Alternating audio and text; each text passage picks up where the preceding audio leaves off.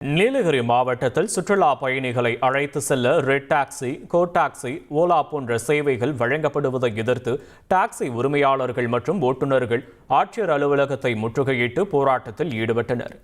Online taxi சேவைகள் காரணமாக சுமார் 3000க்கும் மேற்பட்ட வாடகை கார் உரிமையாளர்கள் மற்றும் ஓட்டுநர்கள் வாழ்வாதாரம் பாதிக்கப்படுவதாக வேதனை தெரிவிக்கின்றனர்.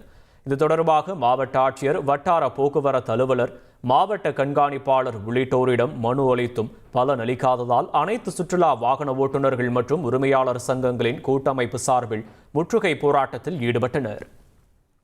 கால் டாக்ஸி பர்மிட் வச்சு கோவையில் மட்டும் தான் ஓட்டணும். ஆனால் அவங்க அத்துமீறி ஊட்டி ட்ராப் பண்ணுறது மட்டும் இல்லாமல் இங்கேருந்து ரிட்டர்ன் பிக்கப்பும், அதுவும் இல்லாமல் இங்கே சுற்றுலா தலங்களுக்கும் டூரிஸ்ட்டை ஏற்றிட்டு போகிறதுனால நாங்கள் டேக்ஸை கட்டி இங்கே வாடகை ஓட்ட முடியாத ஒரு நிலைமையில் இருக்கோம். எதனால் அப்படின்னா அவங்க வண்டியில் கலரு, ஸ்டிக்கர் இருக்குது. ஒரு டூரிஸ்ட் ஸ்பாட்டில் வண்டி நிறுத்துறாங்க.